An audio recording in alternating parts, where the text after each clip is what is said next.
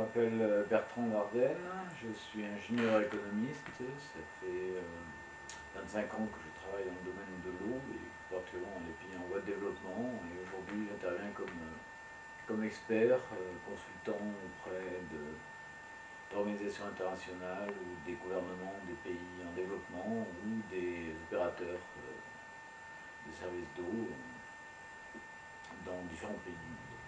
Quels sont les impacts de l'eau dans les objectifs du millénaire et en quoi est-ce une question majeure? L'eau a des impacts multiples sur plusieurs des objectifs du millénaire, des impacts évidents dans le domaine de santé publique, et des impacts aussi dans le domaine de la production alimentaire à travers l'irrigation.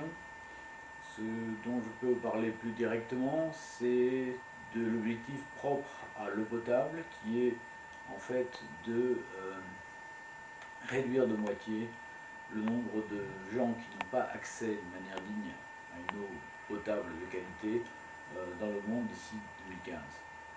C'est un enjeu majeur, ça représente une norme, un objectif extrêmement ambitieux.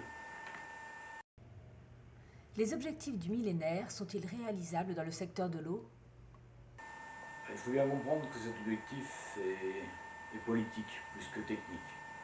C'est l'ensemble des pays qui ont décidé et qui sont engagés à réduire de moitié la population qui n'a pas accès à l'eau potable dans chacun de ces pays. Pourquoi de moitié, pas un tiers et pas deux tiers? Peu importe.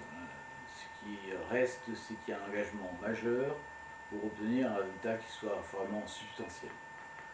Est-ce qu'on y arrivera ou pas? C'est une question effectivement délicate.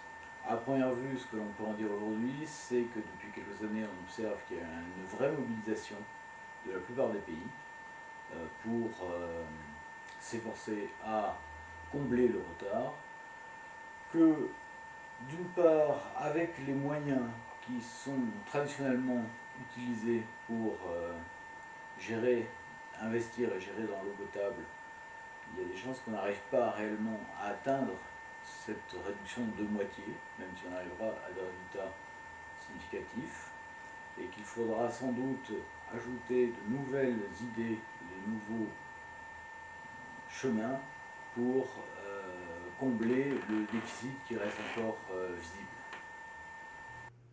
Biovision réunit trois communautés, la science, la société et l'industrie. Quels sont les enjeux technologiques que ces trois acteurs majeurs peuvent mener à bien ensemble? Il y a évidemment de nombreux enjeux technologiques qui sont liés au développement de l'eau, et en particulier de l'eau potable, de l'alimentation en eau des hommes.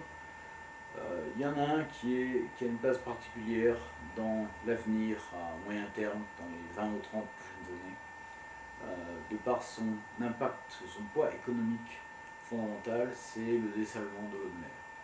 On sait faire aujourd'hui, mais on le fait encore trop cher, ces technologies ne sont pas tout à fait au point. L'enjeu est majeur, car c'est une solution qui permettra sans doute de multiplier de manière impressionnante la disponibilité d'eau potable, d'eau douce, que ce soit pour l'alimentation des villes ou même pour l'irrigation. Encore une bonne dizaine d'années d'efforts, et c'est un sujet majeur sur lequel les communautés scientifiques, industrielles et politiques doivent travailler ensemble, doivent converger pour mettre au point le mieux possible et le plus vite possible cette solution fondamentale pour l'avenir de la problématique de l'eau. Dans votre domaine, quelles sont, selon vous, les recommandations prioritaires pour des actions concrètes? En termes de recommandations, dans mon secteur, je dirais que les questions organisationnelles et institutionnelles sont à mon avis prioritaires, car c'est elles qui permettront de donner des projets qui soient ensuite finançables et qui permettent d'augmenter le taux de couverture des services.